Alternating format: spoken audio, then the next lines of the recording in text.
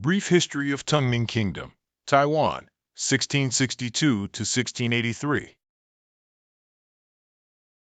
In 1618, a former Ming vassal named Nurhaci declared war, listing 7 grievances against the empire. Internal decay invited chaos. By 1644, peasant rebels led by Li Zicheng stormed the capital. Facing the end of his dynasty, the last legitimate Ming emperor took his own life. To defeat the rebels, Ming General Wu Sangui allied with the Manchus, opening the gates to a new power. Loyalists fled south, crowning pretender emperors to keep the Ming flame alive. The maritime defense fell to the Zheng family, whose naval fleets controlled the southeastern seas. For his loyalty, Zheng Chenggong was granted the imperial surname, becoming known to history as Koxinga. To starve Koxinga's resistance, the Qing court ordered all coastal populations to move 10 miles inland. After a disastrous failure to retake Nanjing in 1659, Koxinga's mainland position became untenable. Intercepted letters revealed the Qing's fear of Koxinga's invincible naval force. A man named He Bin provided Koxinga with the key to survival, a secret map of Taiwan. In March 1661, Koxinga led his fleet across the strait to carve out a new kingdom. The fleet entered a shallow waterway the Dutch believed was impassable. Over 20,000 men landed on the Sockham shore, outnumbering the Dutch garrison. Fort Preventia fell quickly, leaving only the mighty castle Zealandia to resist. The Chinese archers were so skilled they nearly eclipsed the effectiveness of the Dutch riflemen.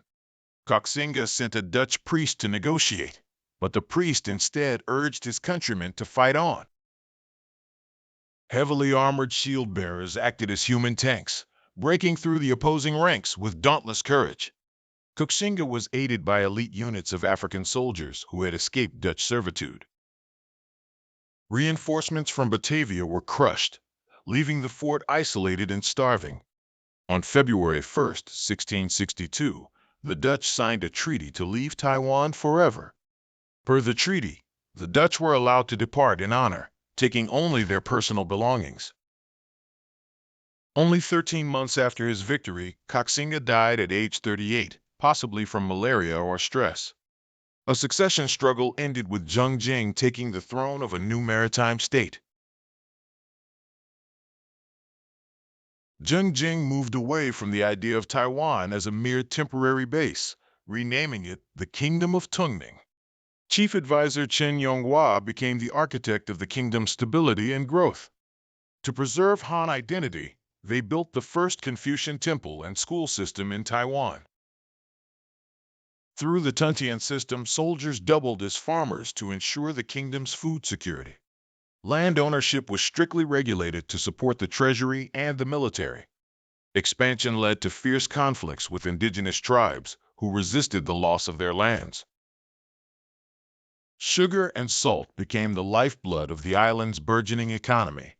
Thousands of scholars and families fled the Manchus to settle in this cultural shelter. While a warrior at heart, Zheng Jing fostered a courtly life of literature and art. In Tungning, the customs and dress of the fallen Ming were kept alive. Tainan became a vital hub where silver and trade goods from across Asia met. For nearly 2 decades, Tungning stood as an independent bastion of Han Chinese rule. The Zheng Maritime Network dominated regional trade routes from Japan to Southeast Asia. Japan was a key partner, providing silver and weapons to sustain the kingdom's military. Advisors like Samuel Baron bridged the gap between European interests and East Asian markets.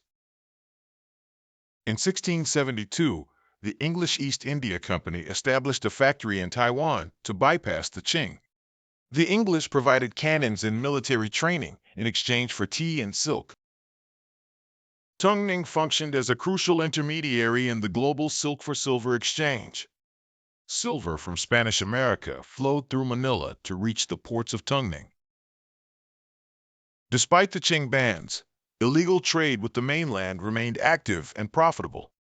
Taiwanese tea began its journey to become a staple in Western households. The very name tea reflects the Hokkien roots of the traders in southern Fujian and Taiwan. The Zheng family's trade monopoly ensured they remained the wealthiest entity in the region. For a brief window, Taiwan was at the center of the world's commercial stage.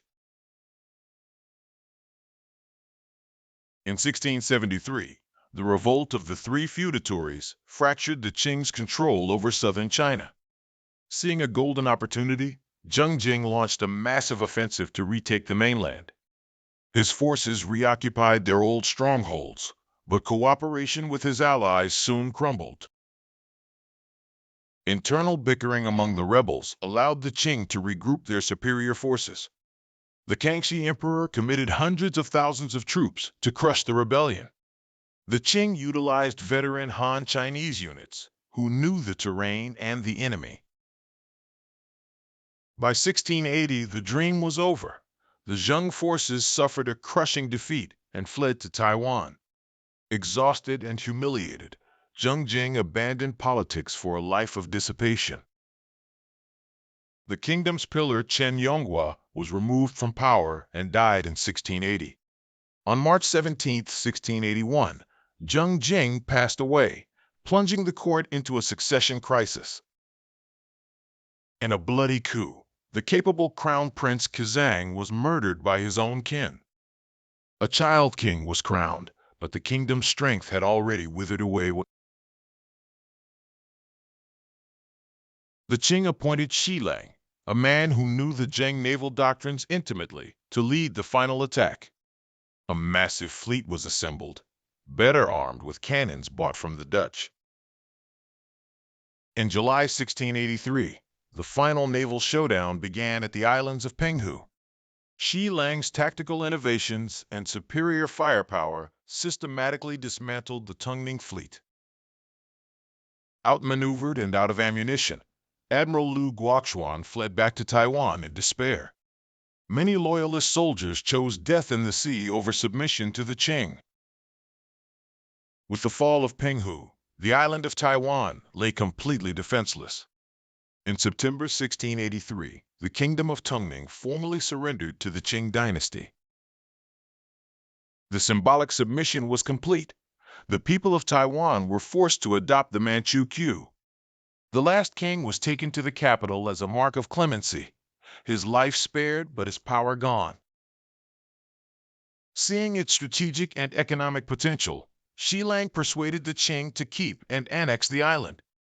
Though the kingdom fell, the legacy of Koxinga remains a central pillar of Taiwan's identity.